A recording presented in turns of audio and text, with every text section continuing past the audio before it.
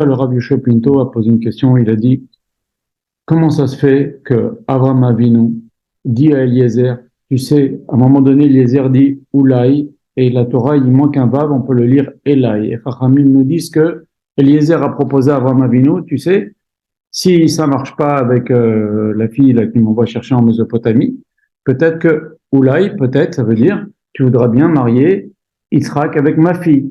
Qu'est-ce qu'il lui répond à Abraham? Abraham lui répond, il lui dit, hors de question, En Arour Medabek Bebarour.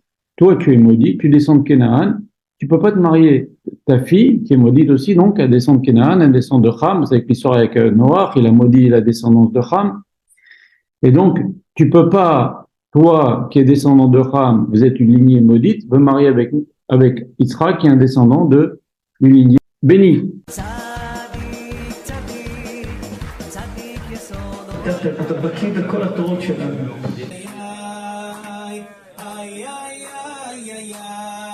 Or, on voit qu'Avraham Avinu, dans notre paracha, une fois qu'il y a eu le mariage entre Rivka et Yitzhak, il se marie lui-même, il se remarie d'ailleurs avec Agar, qui était la fille de Paro, quand Abraham est descendu en Égypte, il y a eu tous les miracles qu'il y a eu avec Sarah, etc.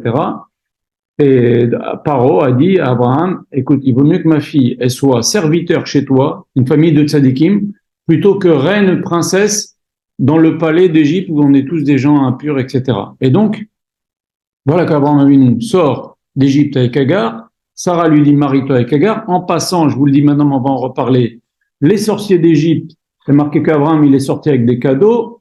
Un des cadeaux, c'était les noms de toutes les forces du mal.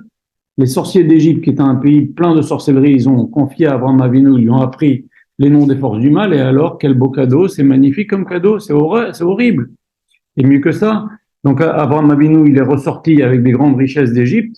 Et d'ailleurs, Rachid dit quelque chose d'extraordinaire. Il dit qu'il a remboursé ses dettes en remontant d'Égypte vers Israël. Il est descendant. Hachem l'a dit, Lech Lecha. Il arrive en Eretz Israël. Il y a la famine. Il va en Égypte. Mais seulement, il a même pas de quoi s'acheter à manger avant Abraham. Il emprunte de l'argent, nous dit Rachid. Il emprunte de l'argent. Il descend en Égypte. Il ressort d'Égypte avec des richesses, des vraies richesses. Et ça symbolise comment les Juifs vont sortir d'Égypte avec richesse. Et aussi avec ses noms d'impureté. Et voilà qu'Avraham Avinu, il repasse à l'endroit où il a emprunté de l'argent, chez des gens qui lui ont prêté de l'argent, et il leur rend, c'est marqué, Rachidi, il leur rend ce qu'il leur a emprunté.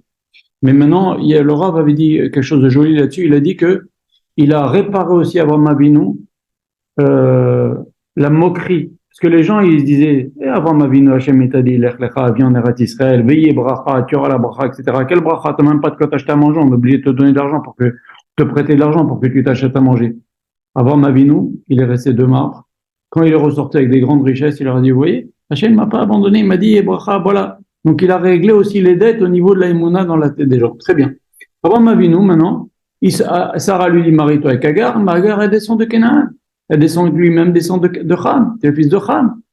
Alors pour Yitzhak, il veut pas que Yitzhak se marie avec la fille d'Eliezer qui descend de Canaan, qui descend de Ham, et lui il va se permettre, et même on voit dans notre paracha, une fois qu'il y a eu le mariage, lui se marie avec Ketora. Ketora c'est Agar. Pourquoi on l'appelle Ketora? Parce que Maaseak et Ketoret, elle avait une conduite belle, magnifique, pure comme l'encens.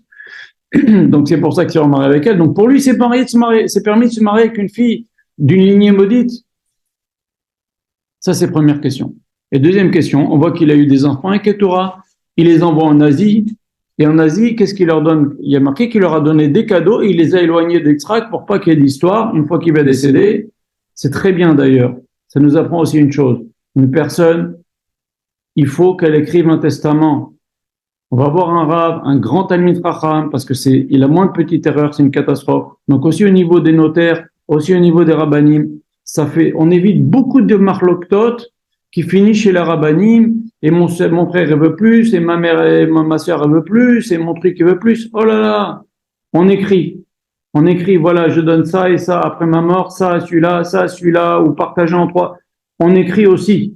Donc il y a la loi, bien sûr, ici la loi en France, mais pour les personnes qui écoutent qui sont en Eretz Israël, Et même nous ici, si on veut préciser quelque chose, on peut aussi écrire un testament, il faut le signer, parce que le testament pas signé, il y a aussi des histoires là-dessus, il y a eu combien d'histoires avec des gens qui ont créé des testaments pas signés, ça fait des histoires inimaginables.